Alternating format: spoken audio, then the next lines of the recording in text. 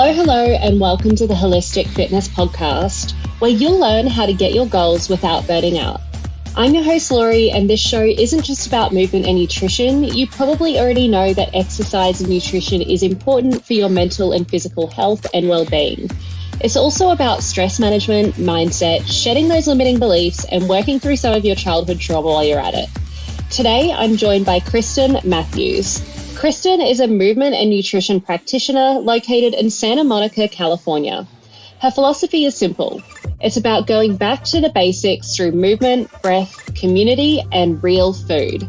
As a functional nutritionist, Kristen combines both art and science when working with her clients. She specializes in working with cycling and perimenopausal women, those with lingering digestive concerns such as bloating, gas, heartburn, and leaky gut, and folks with autoimmune disease. With almost 20 years of experience in the wellness industry, Kristen recognized the importance of bio-individuality. She finds so much joy in helping people get to the root cause of their health concerns while working towards their goals. Each person's journey begins wherever they are, accepting themselves fully and creating a life that brings them joy. In this episode, we chat about hormonal health for women, digestive health, how to reduce stress, and the benefit and importance of Pilates. So if you're curious about Pilates, digestive issues, or stress management, you'll definitely want to tune in for this one. How are you going today, Kristen? I'm doing really well. I'm looking forward to speaking with you, Laurie. I am really excited to speak to you because something I mentioned as a fitness trainer, like not really diving into hormone health as much and not really being a Pilates instructor, like I do a bit of yoga, is talking about the importance of like managing your cortisol hormones and maybe like doing stuff that's a little bit more chill. So I love that I have somebody on the podcast that's, you know, a Pilates teacher and can bring that lens of fitness to this podcast. I love it. Yeah, it's important for sure. Definitely with like the state of the world and just modern world and the stress level. And it's like go, go, go. I would have thought that the pandemic would have kind of slowed us all down, but somehow right back to where we were. Yeah, it is insane. And I don't feel like the modern world really sets us up for success. Before we get started into like stress management and, you know, go and burning ourselves out, I would love to know, I feel like any guest that comes on this podcast has some sort of backstory as to why they are here now. So can you give me the context of what I would need to know about your life to know why you help people in the way you do today? Yeah, it's so, I didn't really get here. I grew up in Connecticut, outside of New York City. I went to a 4-year college, got a master's in sociology, moved to Wyoming, to Jackson Hole after college. And mostly because I was like, now what? I had friends living there. I really had no idea what I wanted to do. A lot of people from where I grew up got into finance, advertising, and that type of stuff. So I was like, I need some time to figure this out. While I was in Jackson, I took a Pilates class and I just like immediately was drawn to it, but really nothing happened while I was there. I just felt some type of connection. I moved back to Connecticut, was trying to find a job in New York City right after September 11th. It was a very weird time in the world. And I was going on these interviews for like advertising jobs, and like finance, kind of doing the things that I like thought I was supposed to do.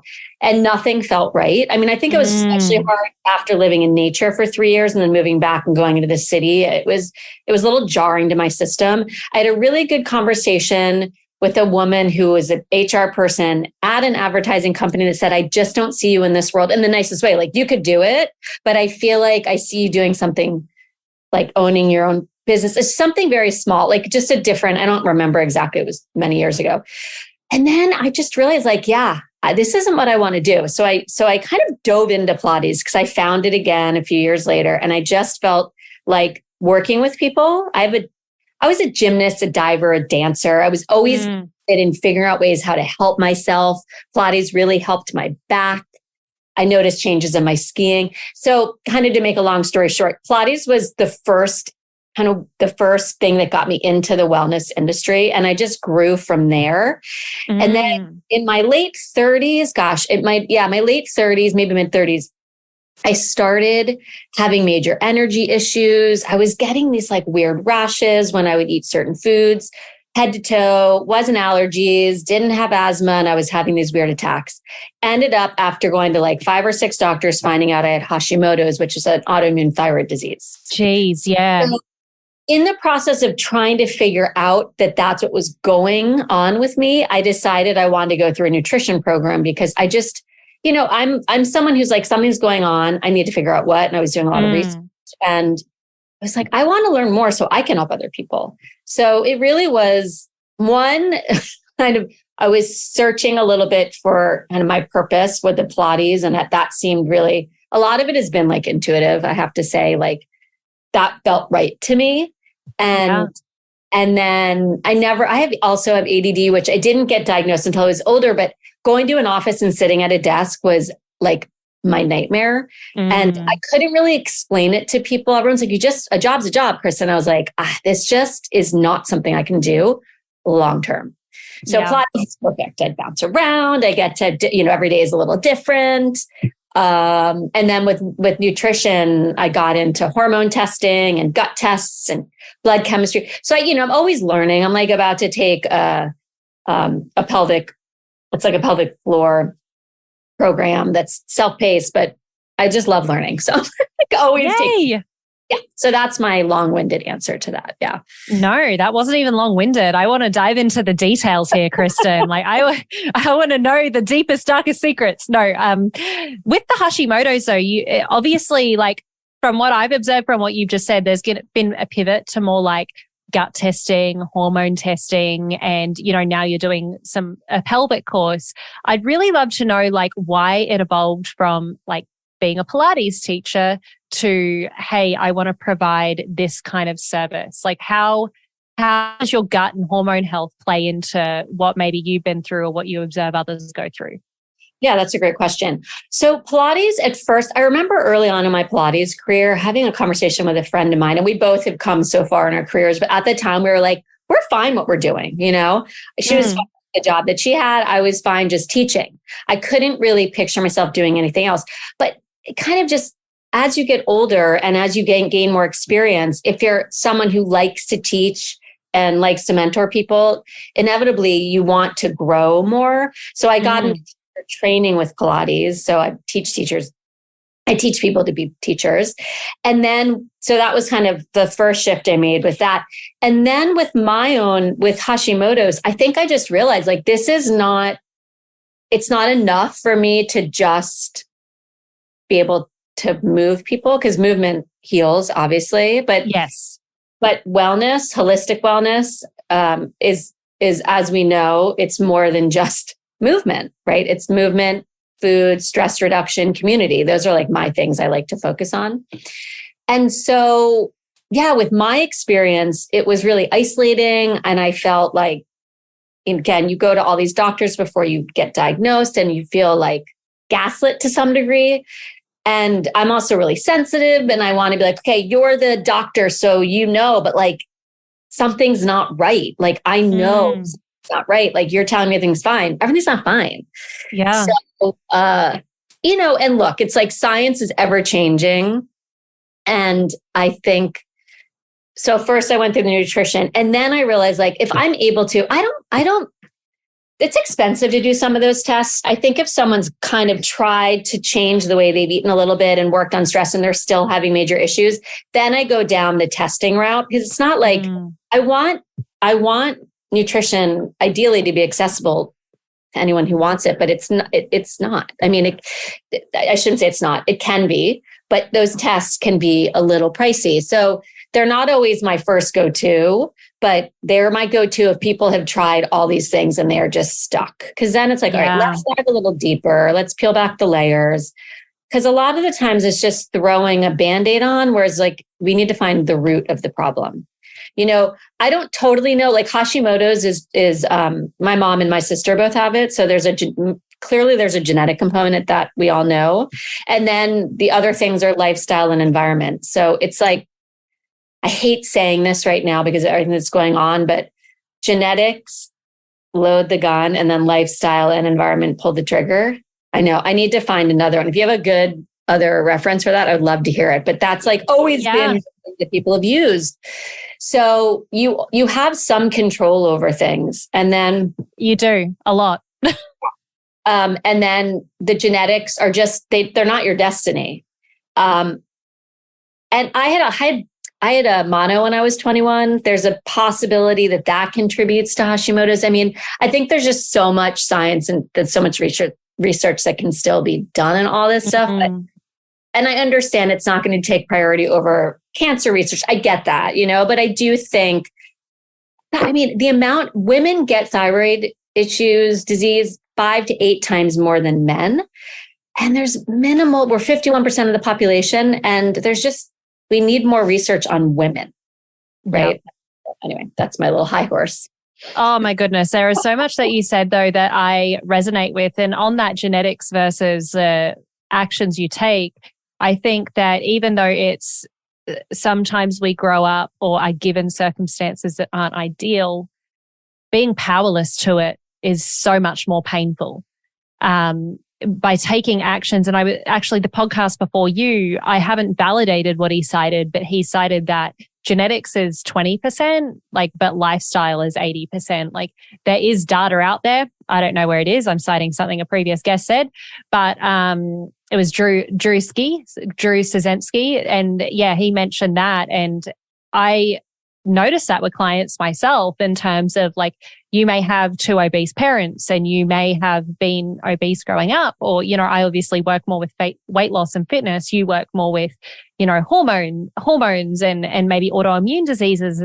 But there are a lot of actions that we can take, especially if we think about cardiovascular disease as well. Like that's a lot of lifestyle choices, even though you may have a risk factor that is genetics. But the way we were taught, I did biomedical science at university, the way we were taught with medical science is like, these are all your risk factors. Genetics is a risk factor, but also lifestyle is a risk factor, Yeah. What has not helped, sadly, I grew up in the 80s, is the standard American diet was not helpful to this cause. And then all of these, like myths are out there around, I'm like thinking of the word I want to use. Myths are out there around food and what's good for you and what's not good for you. And there's no hard line, right? Because we all have to listen to our bodies. And obviously, I think it's important to stay on top of, like, I get blood work. I do a really comprehensive for myself, and I try to have my clients do it, a comprehensive blood panel once a year. And I look at more than just your typical, the typical blood work that they do. I want to look at the ApoB gene, the ApoB cholesterol marker you're wanting to look at, not just your LDL and your HDL. I look at A1C. So, it's like I look at a really comprehensive thyroid panel. So I can see really where I'm at and what, it's not just the TSH, it's T3, T4, I'll reverse T3. So it's important that we're not, and it's inflammation. Sorry. So inflammation can contribute to a lot of this stuff, which really comes back to like stress and the food that we're eating. That's like processed food, not necessarily just fats. There are some people with certain genetic, SNPs, I guess they call them, that you have to be careful of saturated fat. That's for sure. And that's a thing. And listen to your body. So many people die and they didn't even know they had heart issues because they're these silent killers. And that's where I think it's good to really stay on top of those things. I don't know. Yes. I mean, I can geek out on this stuff all day. Like if I had endless income, I would be like all the time doing all this stuff. I just want to know, And you will. The way you help people, you'll have plenty of people wanting to learn from you. And then you can geek out even more and then share the love with everyone. And I think when you are passionate about a subject, you want to share it, like it will come. Yeah. Are you tired of constantly feeling burnt out while trying to achieve your goals? Do you find yourself struggling to maintain motivation and productivity over long periods of time? I'd like to introduce you to the Goal Getting Journal, the ultimate solution for those of you who want to surpass their goals without burning out. Our journal is designed to help you set achievable goals, track your progress, and maintain a healthy work-life balance. With our journal, you'll discover practical strategies for managing stress, staying motivated, and avoiding burnout, including time blocking, habit stacking, and so much more. You'll also learn how to prioritize your tasks and maximize your productivity so you can get more done in less time. The Goal-Getting Journal is perfect for anyone who wants to achieve their goals without sacrificing their mental health and well-being. Whether you're an entrepreneur, a student, or just someone who wants to make any positive change in your life, the Goal-Getting Journal can help you stay on track and avoid burnout. And for Holistic Fitness podcast listeners, you can get 20% off your first journal using the code HFPodcast. Go to goalgettingjournal.com and type HF podcast at checkout to get your discount. So what are you waiting for? Order the Goal Getting Journal today and start getting your goals without burning out.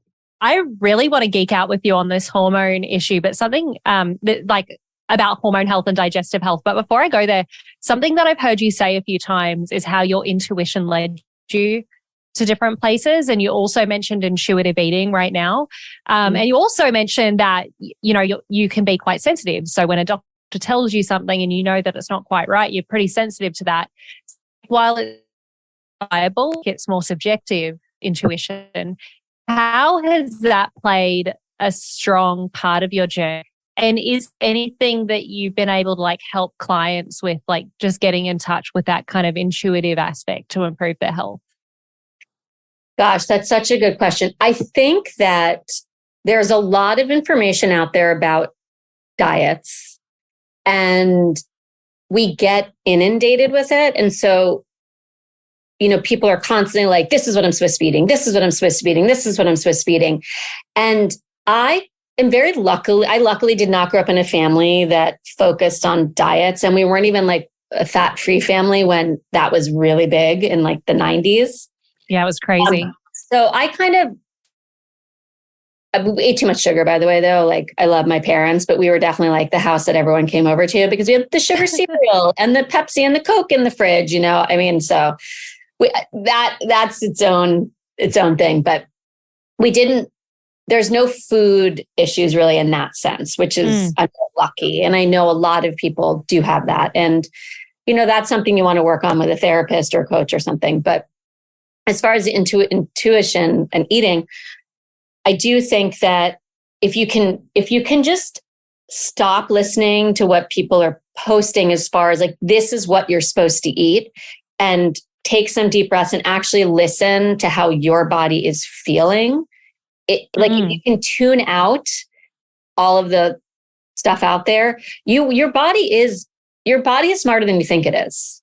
We tend to feed, I can attest, I will eat if I'm anxious. I'm not hungry, but if I'm anxious, I eat, and I just nibble because it makes me feel better. Right. But I know I do that. So I don't do it as much as I used to. I used to do it a lot. I mean, a lot for me, but I have realized that I'm in my 40s. So I've spent a lot of time thinking about this. I've been in therapy. I've been able to work on the anxiety. I think the ADHD also plays a role with that. There's a little bit of that kind of impulsivity with eating. And I didn't know for many years I had it, even though I was told I had it. I wasn't actually diagnosed until right before COVID. So anyway, I'm going on a tangent, but I do think as far as is the intuition, what I would say to people is stop listening to what everyone else is telling you and start paying attention to what your body needs, and don't shame yourself. I think if you can really, like you said, we all know what's healthy and what's not healthy, right? So I try to live by the 80-20 rule. I don't shame myself, right? The weekdays are usually I'm a little better, and on the weekends I'm I'm just going to do whatever I want. Yes. I've also in the process of figuring out that Hashimoto's, I went, I tried to try a lot of things. I had to take out certain foods, put certain foods back in. I know what's working for me and what's not. I'm very in touch with my body. You have to stop and breathe and not quiet the mind, because we don't have a silent mind. But if you quiet the noise around you, you can tap into your own feelings and your own needs versus what everyone else is telling you that you need. That's awesome. There's really like two prongs to this from what I'm hearing is one, self-observation. In order to get that self-observation and realize that, hey, I eat when I'm anxious. So therefore, like I have this observation to reduce or change this habit. You need to consume less of the noise, because we have access to so much knowledge and we can really use social media and use the internet and use all of the knowledge that we can have as a tool.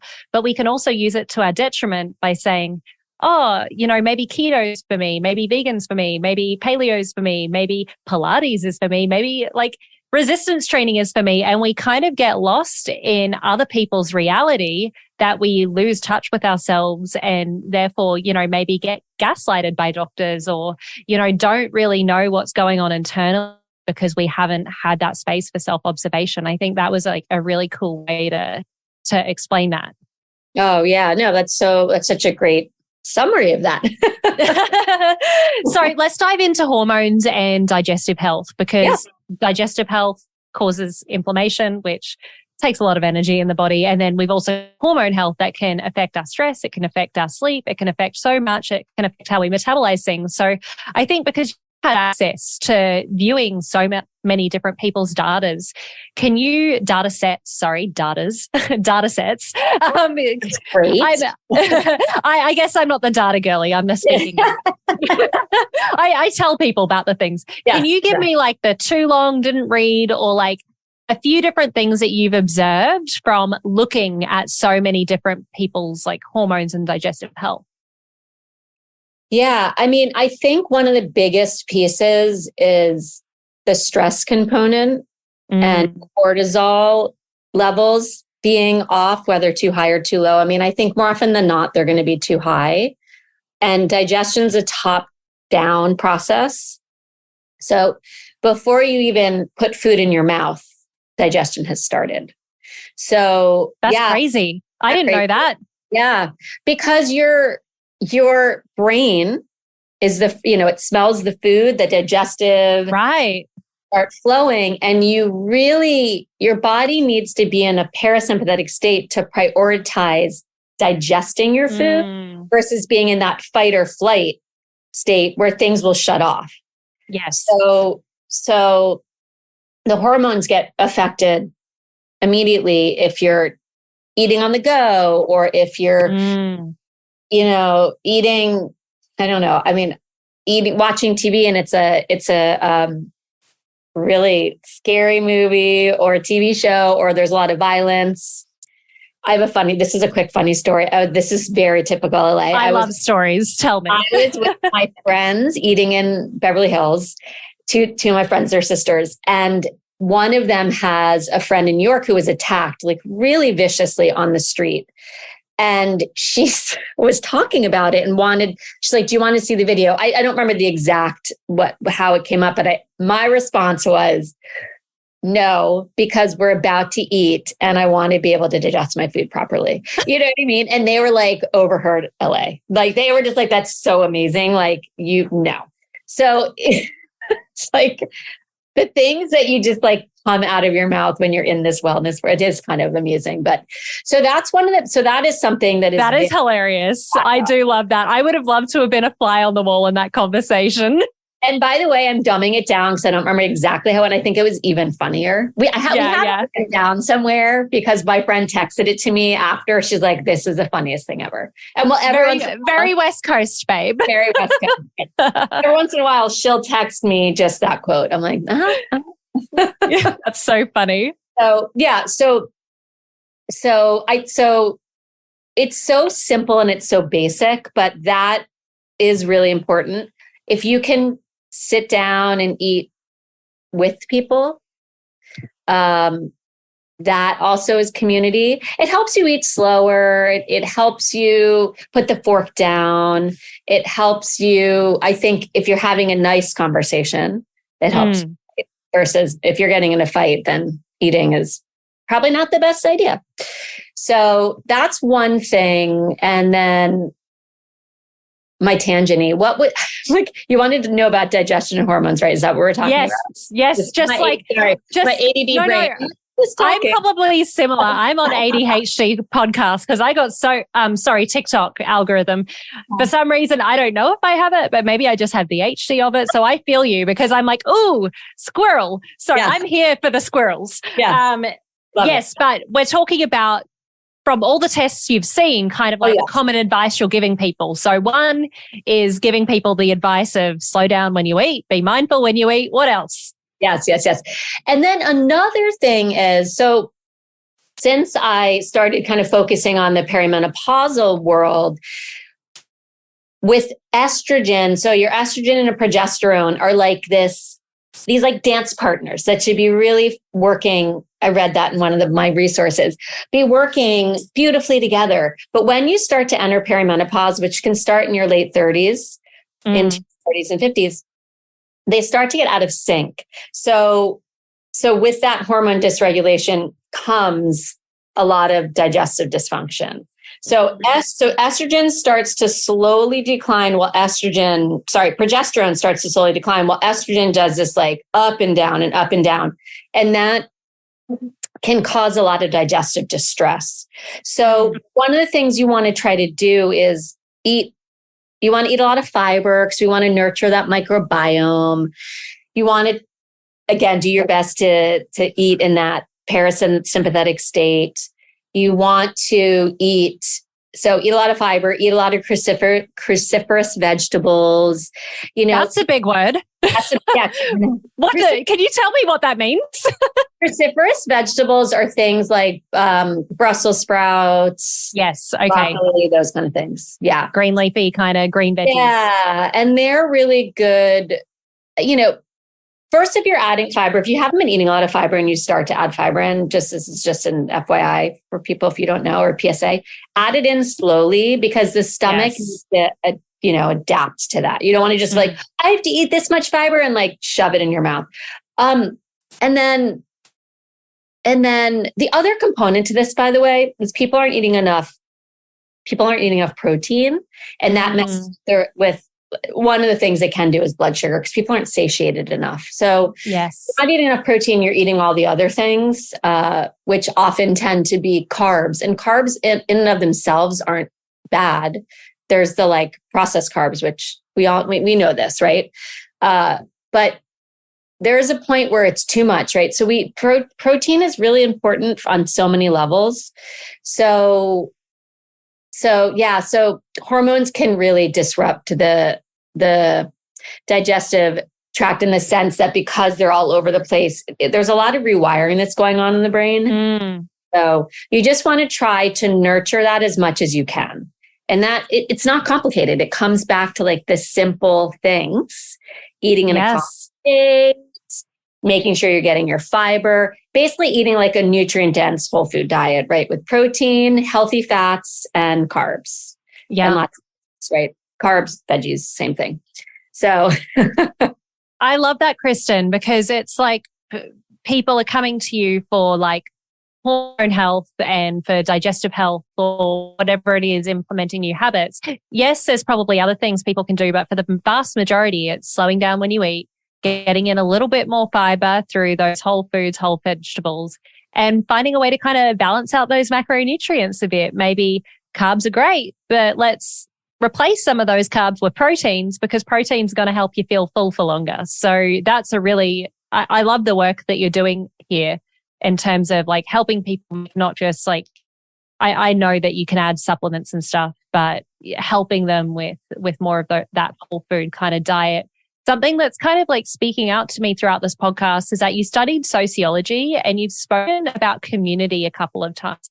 So little story sidebar. When I'm a girlfriend, when I'm with my partner, I need to like eat with them. And my ex-boyfriend, like as a girlfriend, I would always wait for him and he would get like angry about it. He'd be like, eat now, like, wait, I'm almost done. And it's like, I think that community is just like embedded within me that I'm just like, no, I need to like eat with other people. I can't, maybe it's extrovert, maybe it's community, but just like knowing who I am and knowing that like community is so important to me, like circle of influence I've noticed is so important and I love building community. Hey, that's why we're on a podcast. Can you share like a little bit of your experience with either your sociology degree or with with being a Pilates teacher, what you do now, like how community can help people? Yeah, community is one of those. God, who is it? It's Dr. Vivek Murthy. He's our. This is embarrassing. He is one of our. He's in the White House right now. Is something I can't remember exactly what it is. That's all right. I don't even know the Prime Minister in Australia right now. So. Okay. No, and I have his book somewhere. It's called Together. Yes. But he wrote a book and it's about community. And during COVID, he talked to, I think it was someone on Instagram. I just watched it. And anyway, I was like, God, I remember I was like taking all these notes and this is so interesting. And I'm an introvert. I can socialize, but I'm an introvert. Like I definitely gain my energy by being home. I get a lot of my socializing like through my job when I'm with people. So I'm home a lot and I live alone. And so I love going to friends for dinner because it just like, there is something about it, or going to lunch with people. So I'm not alone. I mean, things were during COVID, it was tough. And that was like a huge, there's so much mental health stuff that we are kind of seeing now more than ever, I think. And it's totally because of the lack of community, especially people who did live alone, So community, I think that we're not meant to be alone. I've talked about this a lot with my therapist. We are meant to be in groups, right? And around people. That doesn't mean every second of every day, but I do believe that if you're like super shy, if you're an introvert, like I get it, but you don't need a ton of friends. You just need to have a few friends. Like I think sometimes people think it's an all or nothing. And it's obviously easy for me to say this. I have lots of friends from different parts of my life. I'm close with my family. I have clients that I love and I get to interact with people. And, I feel very full, but I do live alone and I can get lonely in that sense. So I do a lot by myself.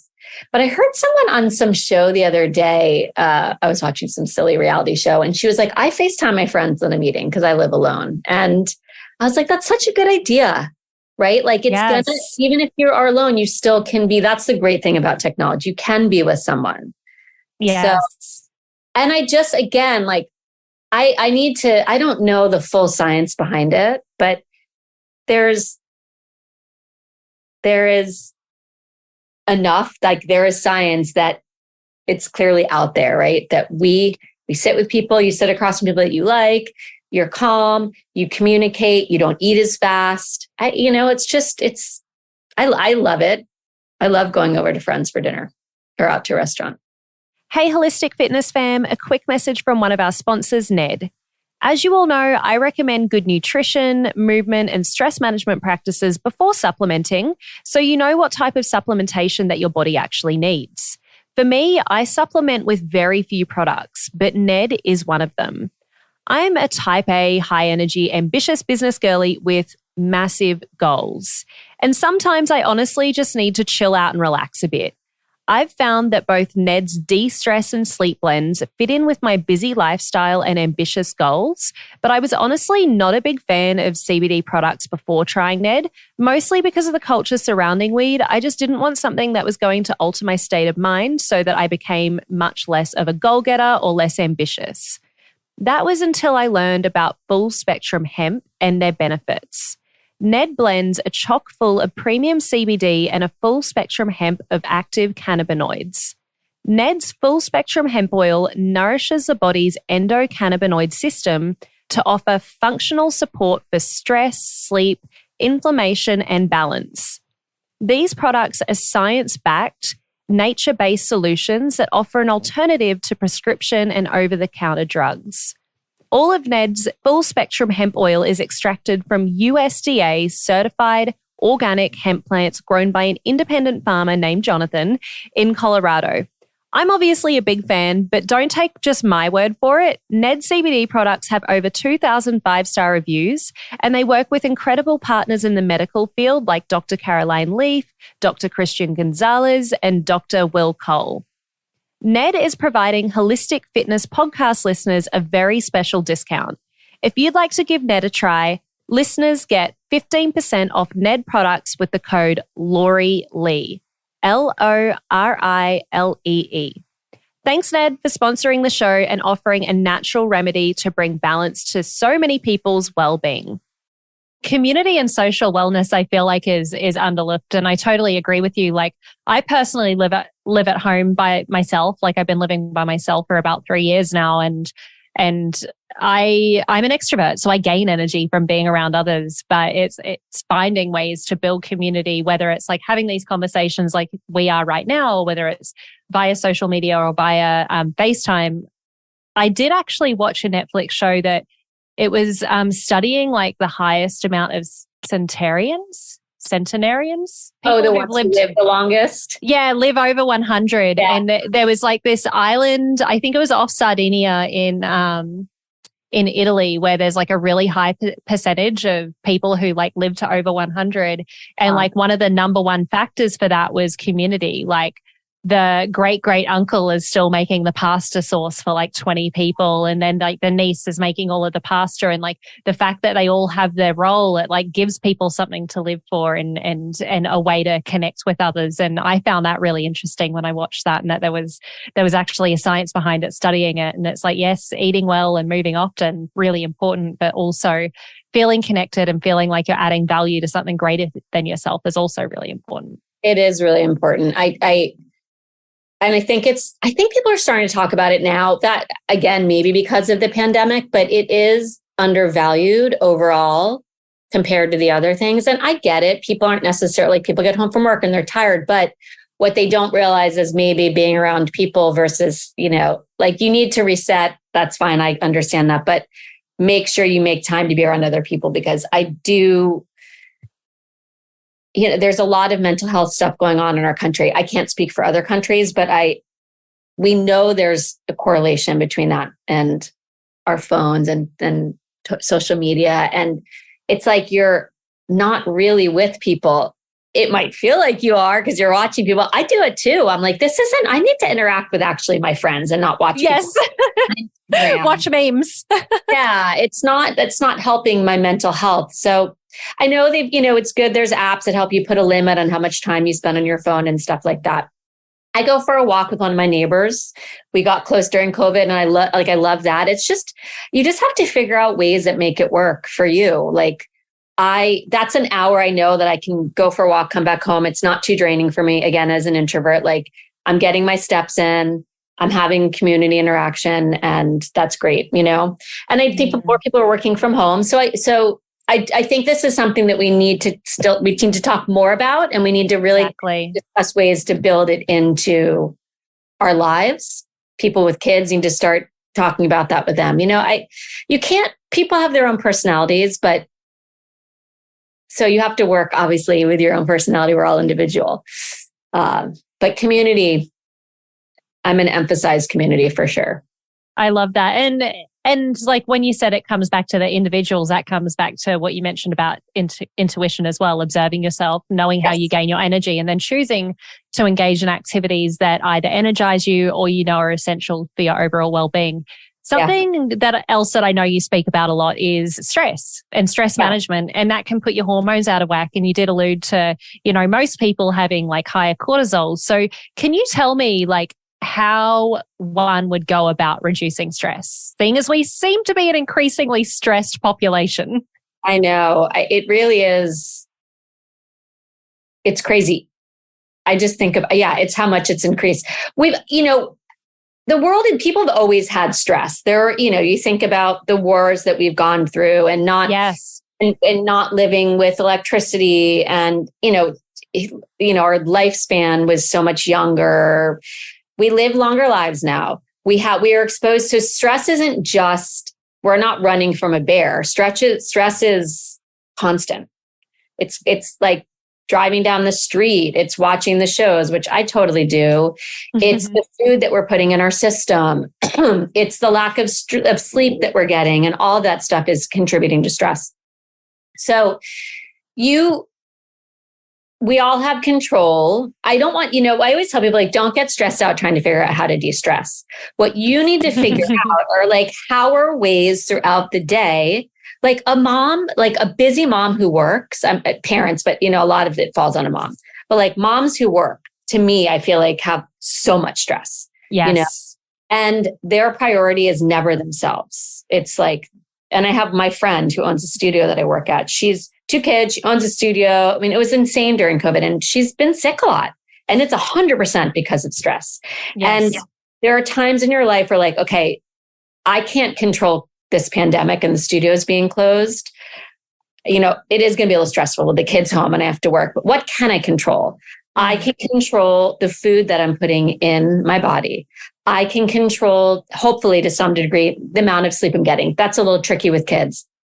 I can control, take some deep breaths. There are all these different breathing techniques. There's an equal breathing. There's the 4-7-8 breathing. You can look online and Google them. There's a bunch of stress reducing breath techniques that I will attest to. They work. I run more anxious and I do it and they calm me down. There's getting out in nature. And I don't want to overstate the importance of that. Get out in nature.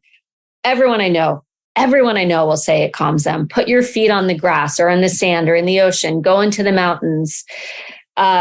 Just try to become like present where you are, looking around. I mean, sometimes if I'm driving, my mind's wandering. It's like, okay, there's a tree. There's a greenhouse. There's a stop sign. It sounds silly, but it brings you into the, you can't have 1,000 thoughts at once, right? You're like not thinking about the future or the past if you're looking at what is around you. You have to find, Tai Chi is good. I don't do that, but I know people love Tai Chi. Yoga, meditation. Meditation may be lying down and just like taking some breaths. Meditation might be listening to someone walk you through meditation. So there are so many different ways people can implement that. Find a buddy to help hold you accountable if that's what you need. I'm one of those people. I mean, I know what I can do for my stress management, but some people need a little help. I love that as well. You've given people so many tools there as well. There's breath work, there's meditation, there's accountability from a friend, there's yoga. And I think like the one thing to hit on with the breath work as well is that you don't have to do anything complicated. It's literally exhaling longer than your inhale. Activates your parasympathetic nervous system. So I did breath work with my yoga teacher training. And it's like literally you can just keep it so simple and exhale for more seconds than you inhale. It doesn't have to be super crazy. And I love also how you mentioned, like when you're driving, focusing on what's around you, because I know like a therapy technique I was given is like, okay, what's like 5 things you can see, 4 things you can hear, 3 things you can smell, like 2 things you can hear. And that is such like a simple but great way just to get into that present moment. And especially if you're outdoors. And I don't know what it is about outdoors. I'm sure there's studies out there, but it just makes you feel like so alive. I agree. And it's just bringing you back to nature. And, especially if you live in a really pretty place and you're just like, this is amazing that we're here. Like in Jackson Hole, those magics, the Tetons are like magical. Those mountains are magical. And it's just breathtaking to me. And to me, that is like the ocean and the mountains for me are so grounding. That's what works for me. That might not work for someone else. Right. Yes. But that works for me. If I'm feeling like a certain way, it's like get out in nature, go down to the ocean. And there's, if I need to breathing, I'd say those 2 things and breathing are the 2 things that really help me with my nervous system. Also, I like hanging out with kids. Because that energy, they just take me out of my life and I get to go into their life. So that is really helpful. They're not my kids, so it's easy to be like, all right, peace out when I'm done, Bye. I love that. Something that really resonated with me though is like the magic places that we have locally. So I was watching the Love is Blind finale last night. Okay, so big fan. By the way, she's the one who FaceTimes with, Chelsea is the one who FaceTimes with friends when she's eating alone. Oh, that's her? Okay. Yes, that's where I love that. From. Yes, I love that because I feel very Chelsea as well. I live alone. I love pink. Like my apartment looks like a 30-year-old single girl's apartment. Oh my God, that's amazing. So I was watching the finale last night and I was trying to figure out where those weddings were at because I'm like, that has to be Hawaii. That looks like Hawaii. And then I Googled it and it was Washington, just out from Seattle. Yeah, that's crazy. I know. I've been there before. I don't know where they got married, but I've been to Seattle and the area in Washington a few times. Oh, it's gorgeous. Right. And some of those islands, it's like insane. Yeah. It started with SNOQ and then had a really long last name. Snokwa, blah, blah, blah. I don't know. I'll look it up. I know. It was gorgeous. I was like, same thing. I'm like, where are they? Where? And then they're in Seattle area. I was convinced it was Hawaii until minor spoiler alert for anyone that hasn't watched this when it releases in May, probably this episode. But when Brett went to the tailor, that's when I realized that it wasn't Hawaii. Yes. Good point. That's a good. Yes. Funny. Before we close, I know there's one subject we haven't delved into as much, and it's really, where you got started, Pilates. So, I help people through yoga, meditation, and fitness, but Pilates is something I don't really know that much about, and I don't really know the benefits so much. So if anyone's listening to this podcast, thinking about getting started with Pilates, wondering if it's really worth it for them, could you give us like a little bit of your perspective of why you fell in love with it and why you think it's so beneficial? Yeah. So I think because I was a gymnast and a diver, there's something about the like flowy movement that I was really drawn to. So I got trained classically, and classical Pilates is really a big part of that is the transition from one movement to the next. And it makes sense to me. I think, again, this is a little bit of like the ADHD brain, the structure of it. I just love the flow. I love the purpose of it. Each exercise leads to the next exercise. There's you. And so I love that part of it. I also really very quickly felt the benefits of Pilates for my own body. I had back issues, I think, from gymnastics when I was younger. And while I'm always going to have to manage that, it's actually like back hip. It has helped my core strengthen, my back muscles strengthen. And Pilates is so much about elongating an opposition. As you build your core, you're able to freely move your limbs. That's really how there's a lot to Pilates, but that's how I look at it. And it's changed a lot over the years. I got certified 20 years ago. I've been doing it for 20 plus years. So it's more, there's a lot more classes now, and it's more of like a power. Like the way I teach, we play music, and it's like very beat based, which I love, again, because it's like the dancey background. But the reason I talk about the importance of Pilates, I also, especially being perimenopausal, like fitness training, strength training is really important, and resistance training. I'm all about all of it, right? I think it's important that we do it all. Well, we do what we like, but we figure out ways to get in the things that we like. But Pilates is low impact. And as you get a little older and as your hormones start to lower, it like inflammation can start to increase. Pilates is really great for that because it helps to strengthen all the little muscles around your joints. You want to keep that really healthy.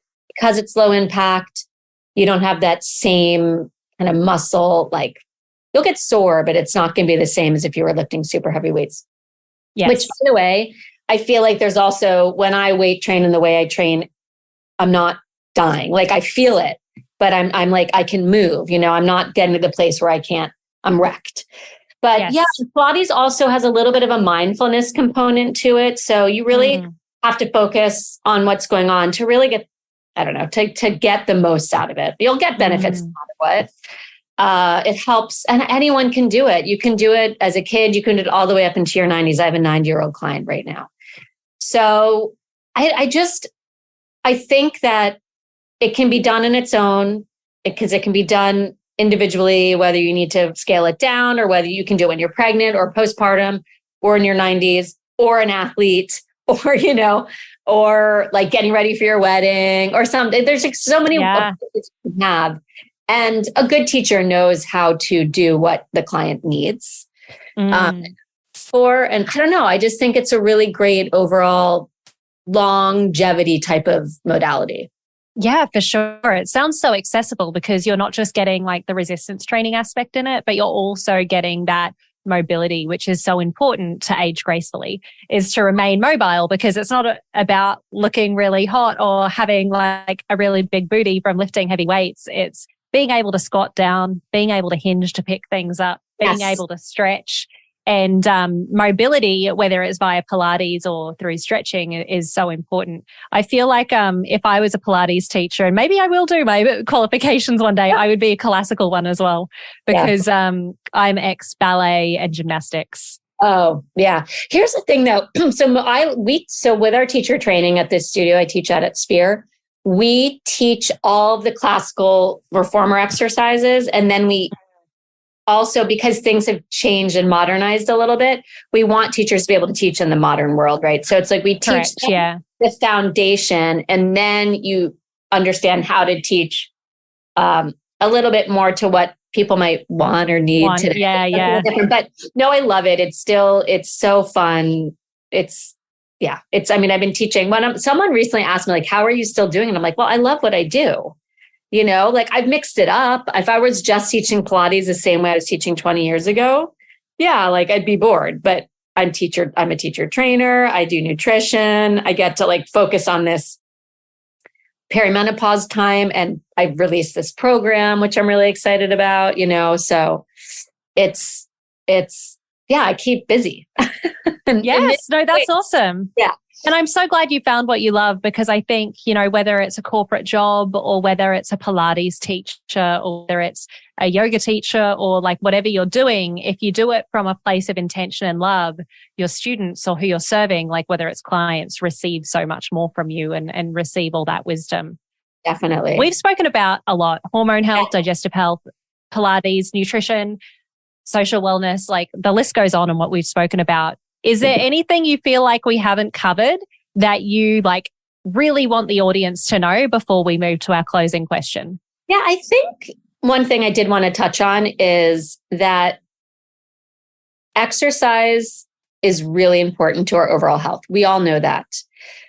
What is detrimental is over-exercising. And I do believe that can be a little bit of a problem. People don't understand why, if they're trying to make some changes or if they're feeling really stressed in their body and they're not totally sure why, one thing you need to consider is how much are you exercising, right? Your body does need a rest. I understand that people need that as a stress. It is a type of stress reduction in their mind, but make sure it's not always high intensity, right? If you're really stressed, maybe that's not the day to do like a really hardcore workout. That might be a day to maybe tone it down.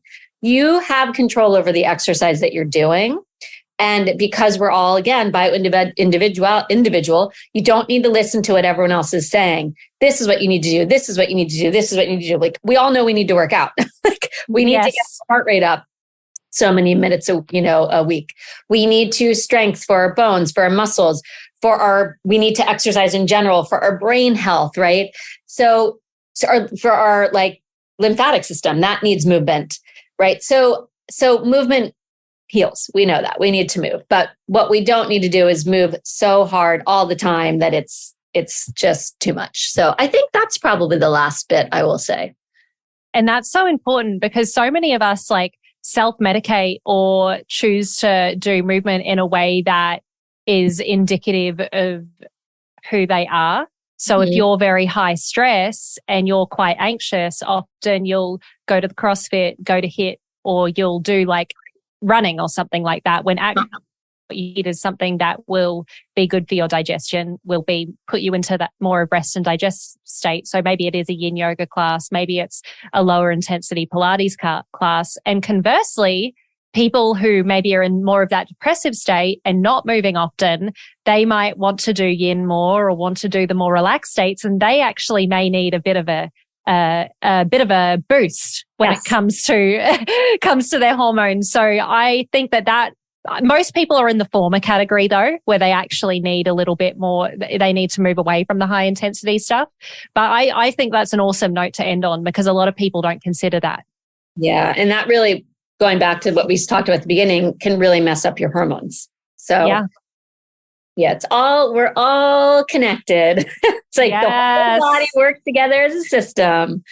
Yes, it all is connected. Kristen, we do have a final question on this podcast. And that question is, if you were sitting across the table from your 20-year-old self right now, what one sentence of advice would you give her? Such a good question. I would tell that person, me, my 20-year-old, to be kinder to herself. Yes. Very hard. She was very hard on herself. And with that comes a lot. So yeah, be kinder to yourself. Don't take yourself too seriously.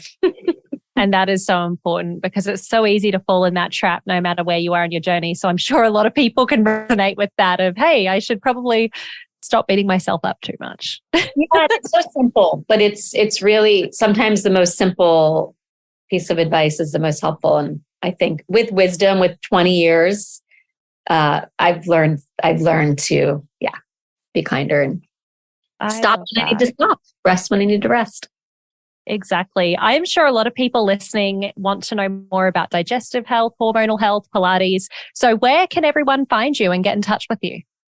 So my Instagram I'm mostly on Instagram for as far as social media, is Kristen, Kristen, 4 Pilates. It's the one that I had when I first started, and I just can't bring myself to change it. So that's what it is. It's wonderful. You are for Pilates. It's so cute. And then my mom did Nancy for Bridge, because she loves Bridge. I know, it's the cutest thing ever. I love that.